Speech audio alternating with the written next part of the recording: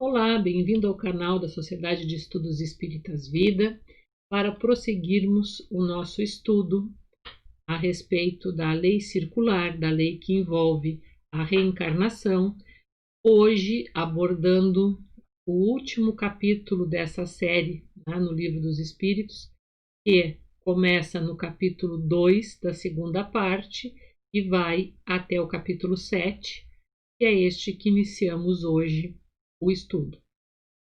O retorno à vida corporal, a trajetória do espírito quando se aproxima o momento do reencarne.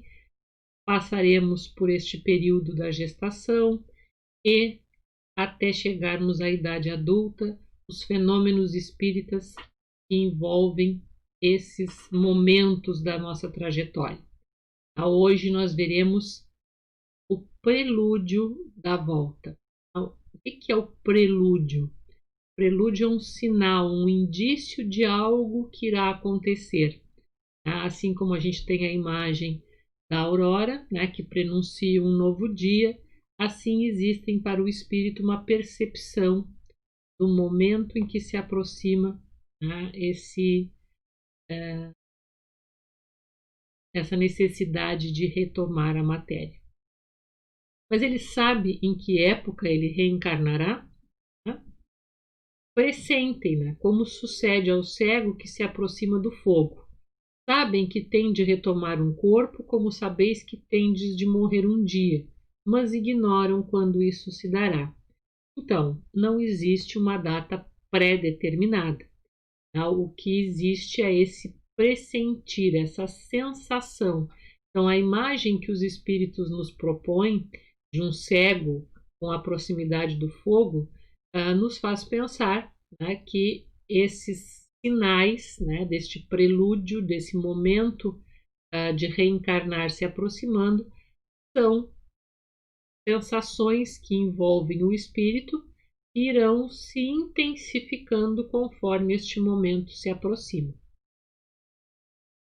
A reencarnação é uma necessidade da vida espírita, como a morte o é da vida corporal. Isso é básico. E aqui a gente grifou a palavra necessidade para a gente pensar o que ela significa, porque é uma palavra que nós usamos tanto e para as mais diversas coisas, que aqui precisamos entender exatamente o que é essa necessidade da vida espírita.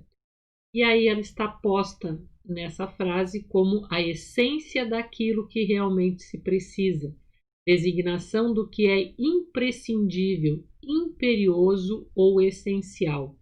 Então a reencarnação, ela é essência, Ela é imperiosa para a vida do espírito, porque é através dela que nós alcançamos a evolução.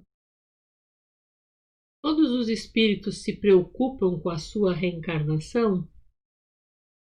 Será que aqui na matéria as pessoas se preocupam com as questões da vida espírita, vida espiritual ou mesmo de espiritualidade? Alguns sim, alguns não é verdade? Então, a mesma coisa nós encontraremos no mundo espiritual. Muitos há que em tal coisa não pensam, e nem sequer a compreendem. Depende de estarem mais ou menos adiantados. Para alguns, a incerteza em que se acham do futuro que os aguarda constitui punição. Então, assim como aqui na matéria nós encontramos pessoas que não pensam sobre questões de espiritualidade, que inclusive têm medo, outras têm preconceito, também no mundo espiritual encontraremos espíritos com este tipo de conduta. Depende do nível de evolução de cada um. E essa incerteza em que muitos vão se encontrar no mundo espiritual, que será uma experiência de um momento eterno, um sabor de eternidade, de algo que não tem fim, isso traz em si mesmo um sofrimento. E é por isso que aqui os espíritos colocam, que essa incerteza que os aguarda constitui punição. É punição no sentido de sofrimento. Não é uma punição que será imposta por alguém externo ou simplesmente por ficar no mundo espiritual está sendo punido. Não. A punição da incerteza, o sofrimento da incerteza, em algum momento vai levar esse espírito a se questionar e a perceber e a pensar, né, sobre o reencarnar. Né? Em algum momento ele vai ver que muitos dos que eles conheceram e viveu com ele em outras vidas já estão no mundo material de novo. Né? E ele vai começar a se dar por conta desse ciclo e então procurar caminhos de evolução, aceitar, né, esses processos. Todos os espíritos se preocupam com a sua reencarnação? Pode apressá-lo, atraindo por um desejo ardente, pode distanciá-lo, recuando diante da prova, pois entre os espíritos também há covardes e indiferentes. Então, o que nós temos aqui, né? E essa preocupação eu posso, no meu processo reencarnatório, eu posso apressar, tá? Desejo ardente, a minha vontade de evoluir, tá? De aprender, de experimentar as coisas na matéria. Eu posso então apressar esse retorno ou eu posso retardar, né? Eu posso recuar diante das provas que eu necessito experimentar, né? Porque como está colocado ali, pois também entre os espíritos há covardes e indiferentes. Né? Tudo aquilo que nós encontramos na nossa sociedade material, nós encontramos no mundo espiritual. Nenhum, porém, assim procede impunemente, ou seja, ninguém recua diante de uma prova, né, ou se distancia do processo reencarnatório sem que isso lhe traga um sofrimento. Por este seu ato, né, por este seu estado de medo, de covardia, né, ou até de indiferença com relação a esse processo. Isso causa sofrimento interno, né, visto que sofre por isso, como aquele que recusa o remédio capaz de curá-lo. Então, não basta eu ir ao médico, receber uma prescrição, né, comprar o remédio e não tomar. Aí não vai me curar. Eu simplesmente olhar para o medicamento não vai produzir nenhum efeito. Muito menos eu comprar o medicamento, tê-lo ali e não usá-lo. Tá? Isso não vai curar ninguém. A mesma coisa com relação ao espírito que recusa, né, ou que foge do processo reencarnatório. Ele recusa aquilo que irá curá-lo porque irá promover o progresso. Né? E se o espírito se considerasse bastante feliz numa condição mediana entre os espíritos errantes, né, no mundo espiritual, e conseguintemente não ambicionasse elevar-se, ou seja, eu estou bem, eu estou aqui numa zona de conforto, para mim tá bom assim, tá? Eu não quero mais do que isso da vida. Poderia um espírito prolongar indefinidamente esse estado? Indefinidamente não. Cedo ou tarde o espírito sente a necessidade de progredir. Todos têm que se elevar. Esse é o destino de todos nós. Tá? Então vejam, nós podemos adiantar, tá? Apressar o processo encarnatório, atraí-lo, nós podemos retardá-lo e nós podemos também ficar numa espécie de um limbo aí de um pensamento pobre, né? De um pensamento comodista, ou por que não dizer de um pensamento preguiçoso, do tipo, tá bom assim, né? Quem disse que eu preciso ser um espírito elevado? Eu sou um espíritozinho, né? E eu quero ter essa vidazinha, e assim tudo pequenininho, tá bom assim. Só que não é essa a lei da vida. Né? Isso tem um outro nome. Isso pode até ser uma falsa humildade. Isso é, na verdade, comodismo, se não preguiça. Né? E a lei da vida não é que nós sejamos seres pequenininhos, com desejos pequenininhos. O nosso destino é sermos espíritos puros, é chegarmos ao nível de primeira ordem, Já falamos sobre isso na escala espírita.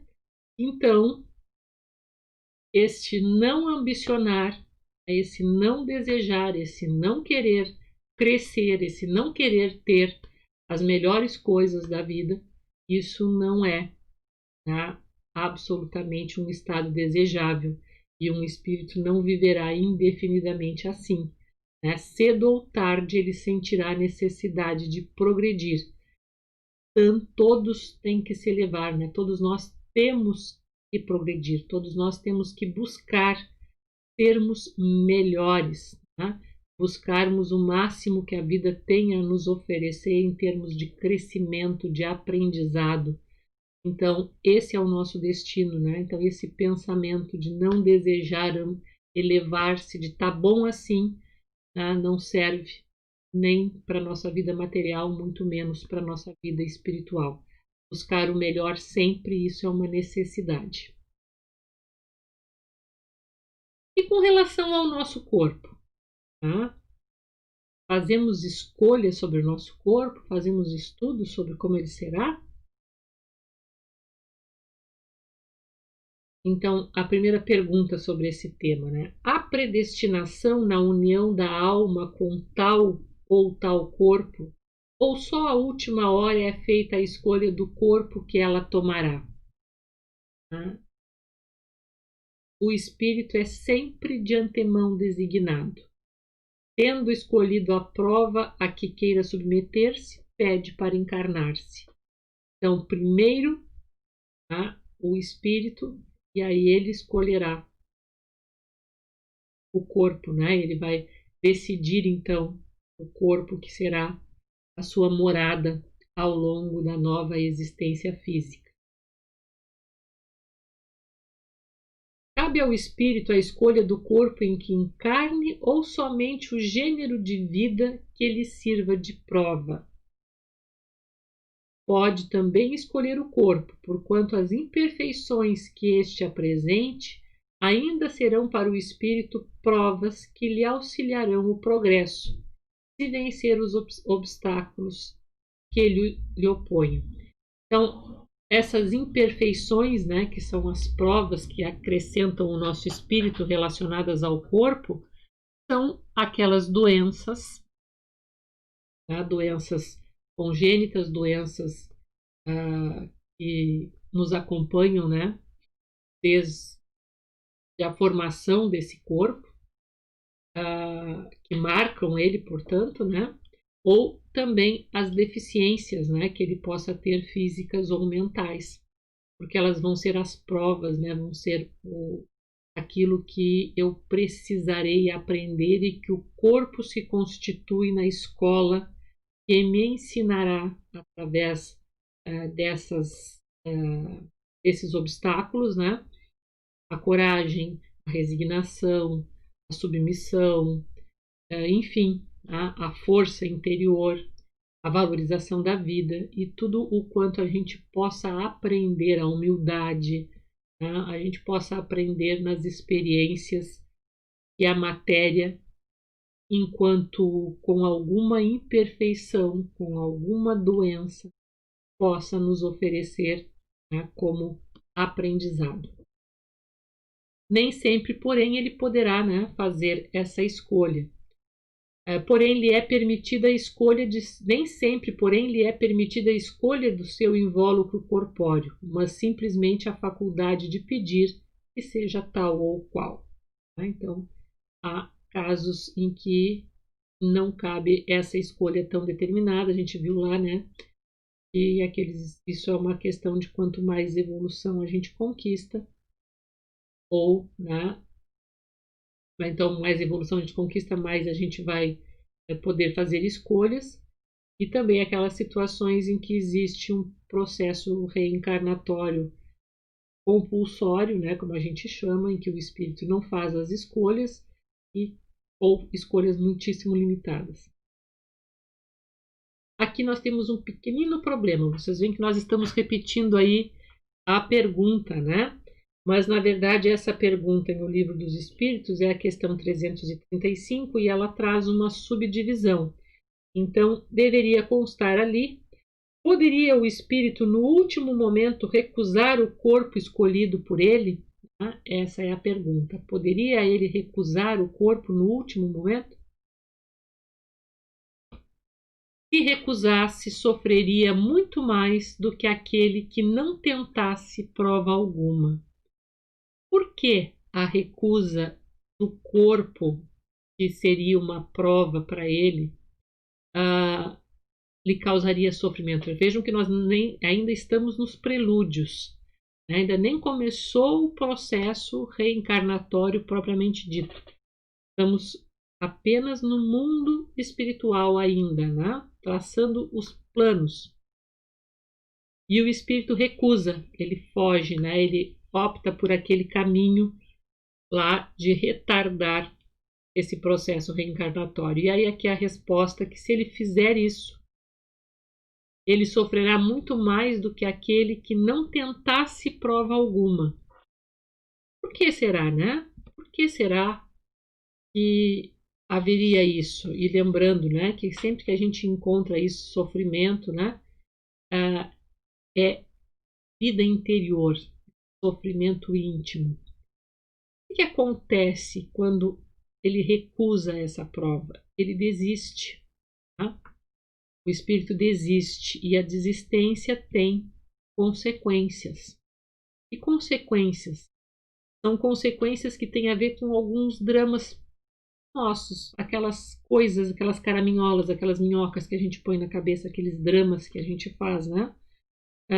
O primeiro deles é indecisão. Isso causa muito sofrimento. É aquele será para tudo. Né? Então, será que é bom? Será que é ruim? E a pessoa não consegue se resolver, né? Então, esse processo de indecisão, essa vivência de indecisão interna é péssimo, né? Já dizia Jesus que a casa dividida rui, né? Então, quando nós também temos essa indecisão interna, isso faz ruir um pouco do nosso mundo interior. Isso também gera um cansaço muito grande. A mente fica, o pensamento fica sempre ruminando e isso gera um desgaste grande, né? De ficar nesse será que sim, será que não, nessa indecisão. Também vai levar muitas vezes a uma acomodação, porque justamente é essa indecisão, é esse cansaço que faz com que ele aborte, né? Com que ele fuja disso, né? E ele vá para uma zona de acomodação, que é aquilo que a gente falou, não, tá bom assim, deixa assim, eu quero ficar desse jeito, eu tô feliz assim, né? Pouquinho, tudo pequenininho, né? Porque chegar até, para que uma coisa maior? Vai me dar trabalho ser um espírito superior. Então ele se acomoda, tá? E muitas vezes isso também acaba produzindo uma certa arrogância do tipo assim, eu não preciso mais reencarnar, para quê? Tá? O espírito ter este tipo de pensamento. E também, né, a gente vai encontrar, depois disso, um caminho de retorno, né? E sempre que nós enfrentamos uma desistência e passamos por esse ciclo, né, de indecisão, de cansaço, de acomodação e de arrogância, depois nós precisamos superar, né? Porque isso não é um caminho. Desistir quando nós precisamos progredir não é caminho. Então nós vamos ter que superar isso, vamos ter que abandonar esses dramas. E isso vai exigir um trabalho ainda maior. Então vejam que isso é sofrimento, né? É trabalho a refazer, é tempo que se perde, é desgaste. Produz-se um aprendizado, mas a um preço bastante alto. Tá? Então aqui as consequências, por que é que ele sofre quando ele desiste, melhor do que se ele tentasse alguma coisa. Isso me lembra aquela música que diz que é melhor amar do que nunca ter amado, é melhor amar e sofrer do que nunca ter amado. Então aqui também, né, é melhor muitas vezes a gente errar e levantar do que nunca tentar, né, do que nunca errar. E quem nunca erra também passa por esses processos aqui, né, de sofrimento interno. É o caminho da gente evoluir, né, aprender. Poderia dar-se não haver espírito que aceitasse encarnar numa criança que houvesse de nascer? E aí a gente grifou novamente aquela regra, né, que falamos no início.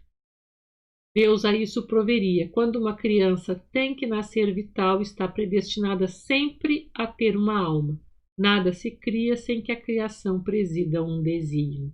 Então, se nasceu e se nasceu com vida, há uma alma habitando aquele corpo. Pode a união do espírito a determinado corpo ser imposta por Deus? Certo, do mesmo modo que as diferentes provas, mormente, quando ainda o espírito não está apto a proceder a uma escolha com conhecimento de causa. Então aqui a gente tem a referência àquelas situações das primeiras encarnações do espírito na condição humana, né? Em que ele é tutelado naquelas primeiras existências. Por expiação, segunda hipótese, né, pode o espírito ser constrangido a se unir ao corpo de determinada criança que, pelo seu nascimento e pela posição que vem a ocupar no mundo, se lhe torne instrumento de castigo. Então, ele vai renascer em uma posição social que, por si só, para ele será um sofrimento. Ou pelas condições do corpo, ou pela condição social em que ele venha a reencarnar, e isso vai ser sofrimento, e isso foi por expiação, constrangido, né? Ou seja, aquelas situações de uma reencarnação compulsória. Perturbação reencarnatória. Aqui nós vamos começar uma outra série de questionamentos em que há um paralelo entre o processo do renascimento e o processo do desencarne. Porque vamos lembrar que a gente teve lá no início desse vídeo aquela colocação de que a reencarnação é uma necessidade para o espírito, assim como a morte é para a vida física. Então aqui vamos ver um paralelo entre estes dois fenômenos da vida. No momento de encarnar, o espírito sofre perturbação semelhante à que experimenta ao desencarnar, muito maior e, sobretudo, mais longa. Pela morte, o espírito sai da escravidão, pelo nascimento, entra para ela. Então, aquele processo de perturbação, que é uma perturbação natural, pelo próprio movimento, né? O fenômeno da reencarnação e da desencarnação gera essa perturbação, que é uma readaptação, né, a esses fenômenos pelos quais nós passamos, de entrar e sair do corpo físico. Aqui, os espíritos respondem para Kardec que existe este paralelo, né, existe também este processo de perturbação. No entanto, em comparação com o processo de perturbação após a morte, este de retorno à vida é muito maior e mais longo.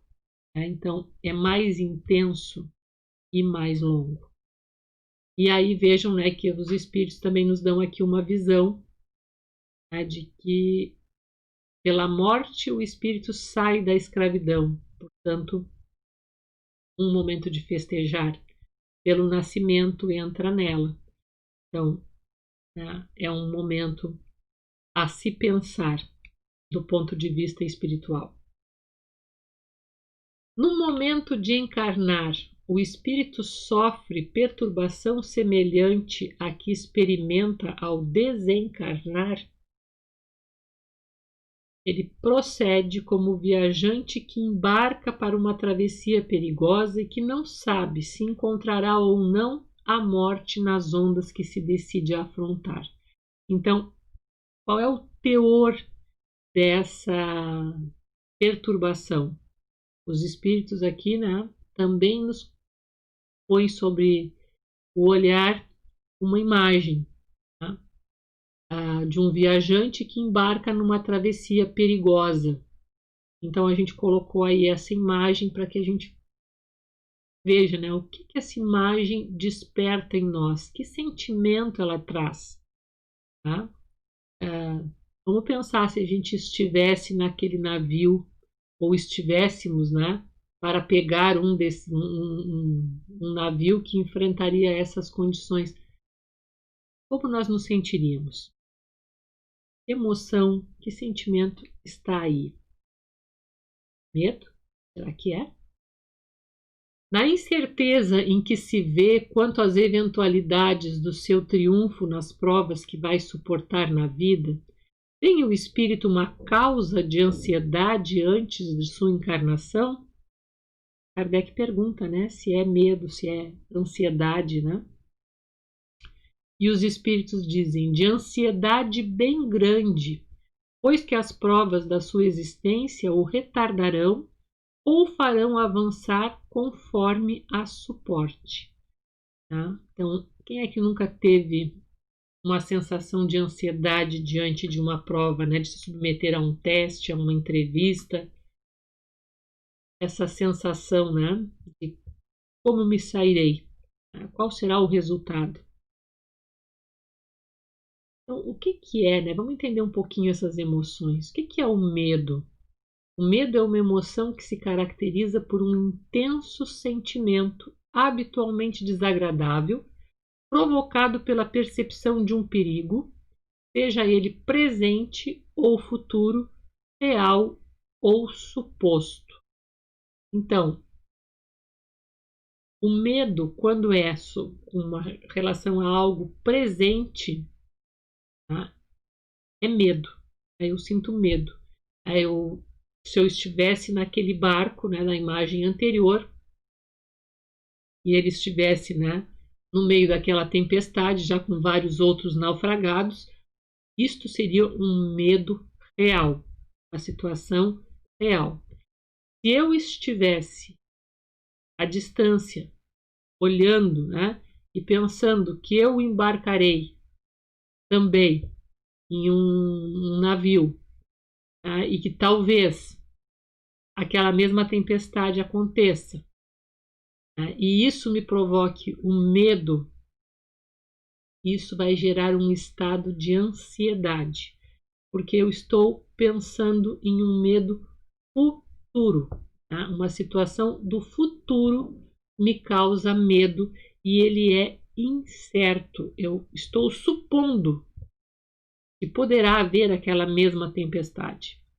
Tá? Então a ansiedade ela é sempre isso, é o pensamento no futuro, em um futuro não bom, tá? Em um futuro que me causa medo. E isso gera esse estado de ansiedade, né, que a mente está sempre pensando no amanhã e num amanhã não positivo. O medo é uma das emoções primárias que resultam da aversão natural à ameaça presente tanto nos animais quanto nos seres humanos. Né? Então, o medo ele é uma emoção que faz parte do nosso arcabouço, né? Básico, tá? Por isso emoção primária, né? E ele existe já desde, né, da esfera dos animais. A gente vai falar mais sobre essa questão dessa evolução quando nós falarmos sobre a lei de conservação. Daí abordaremos mais um pouquinho sobre o medo, né, e como ele evolui nos seres. Ainda sobre essa questão, né, do ser ou estar ansioso, que é a questão do espírito, né? Ser ansioso é possuir sensação de tensão, apreensão e inquietação, dominando todos os demais aspectos da nossa personalidade. Então é a pessoa que vivencia isso como característica de personalidade. Ela é ansiosa, né? E ela vai estar sob ansiedade, né? É quando ela tiver essas características e isso ainda for acompanhado de manifestações orgânicas, né, de sintomas como taquicardia, sudorese, tontura, náusea, dificuldade respiratória, mãos e pés frios, né, e outros. Esses são os mais básicos que mostram que a pessoa está sob uma crise de ansiedade. Então, quando o ser se une ao estar em uma personalidade ansiosa, podemos chegar a estados graves, né, severos de desconforto e sofrimento, que são gerados, que então serão os chamados transtornos da ansiedade, né? Mas isso é só para a gente ter uma recordação mais clara do significado do que é a ansiedade e, portanto, lembrarmos que este espírito que está se preparando para retornar à matéria está vivenciando um pouquinho disso, né? Ou melhor dizendo, como relataram os espíritos, é um estado de uma grande ansiedade, né? Então ele está bastante preocupado com o futuro. Mas será que é somente esse, né? O estado emocional, a única emoção? Então Kardec pergunta, né? Seguindo a ideia do paralelo entre o desencarne e o reencarne. No momento de reencarnar, o espírito se acha acompanhado de outros espíritos, seus amigos, que vêm assistir à sua partida do mundo incorpóreo. Como vem recebê-lo quando para lá volta, né? Então existe também, né, esse trabalho, como a gente viu, né, no processo de desencarnação, uma preparação, familiares, espíritos amigos, mentor espiritual, né, outras equipes responsáveis acompanhando aquele processo de desligamento, né, até ele se adaptar à vida no mundo espiritual novamente.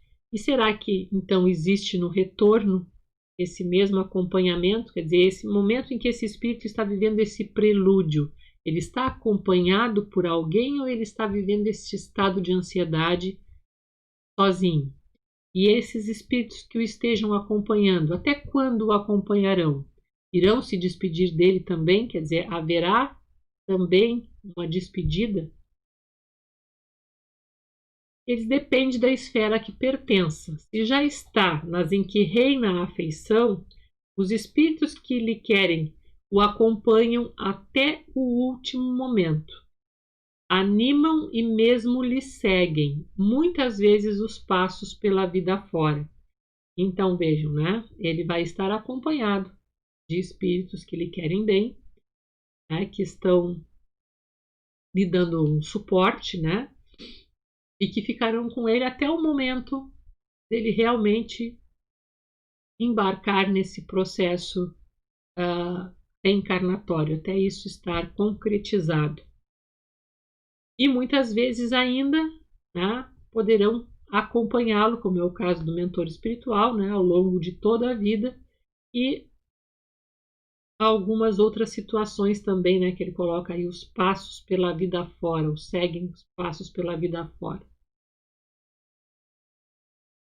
Os que vemos em sonho, que nos testemunham afeto e que se nos apresentam com desconhecidos semblantes, são alguma vez os espíritos amigos que nos seguem os passos na vida? São aquelas figuras que nos aparecem em sonhos, repetidos, e cujas fisionomias nós não temos um referencial nessa nossa vida de vigília, né? Nesse nosso estado aqui, né, de atenção.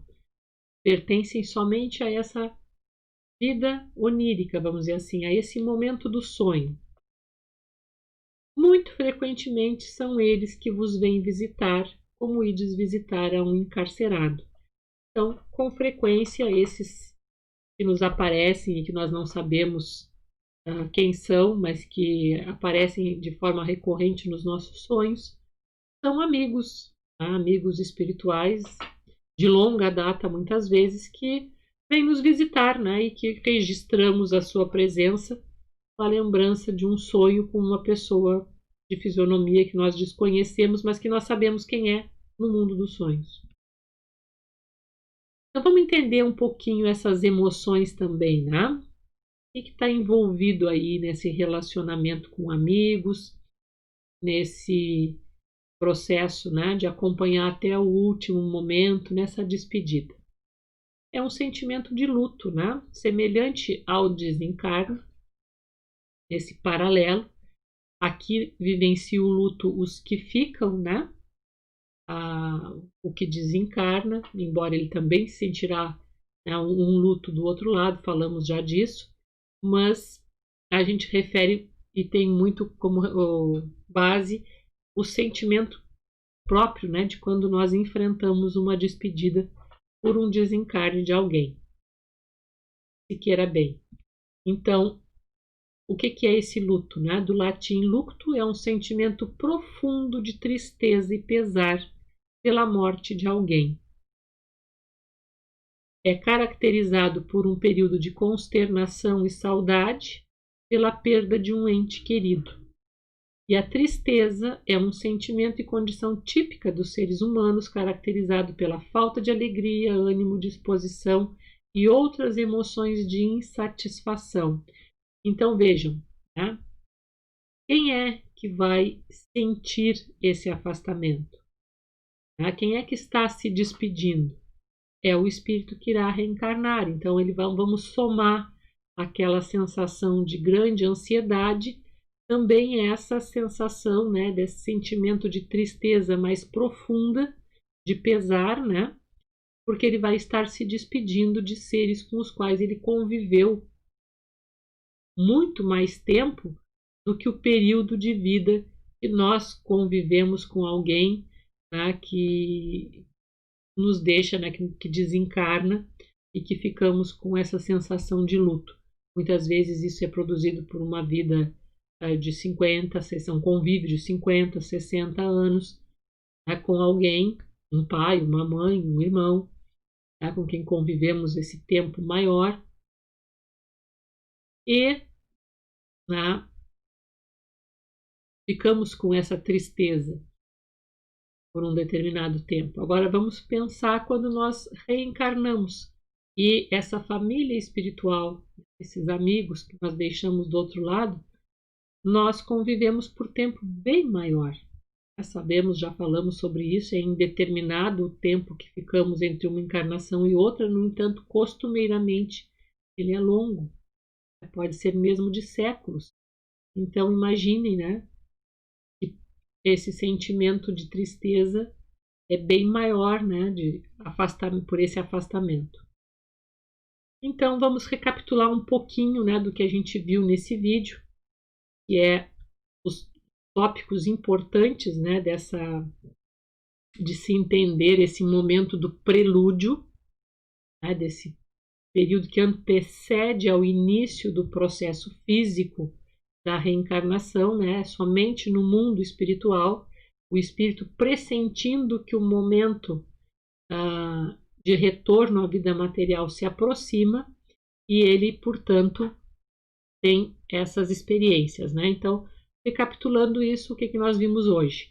A reencarnação é uma necessidade da vida espírita, como a morte o é da vida corporal. É possível se apressar ou se retardar, né? A reencarnação, mas indefinidamente jamais. O espírito é sempre de antemão designado para o corpo, pode fazer escolhas a respeito desse corpo. O espírito enfrenta um período de perturbação nesse processo reencarnatório, que é longo, tá? E no prelúdio é marcado por estados emocionais, ansiedade e luto. Então, isso é a essência do que nós vimos nesse vídeo, né? E aguardo vocês para nós prosseguirmos a esse estudo, deixando aqui as nossas referências e aguardo para o nosso próximo encontro, quando então veremos, né, a união da alma e do corpo. Aí começa então a travessia do espírito rumo a uma nova vida. Aguardo vocês e até breve.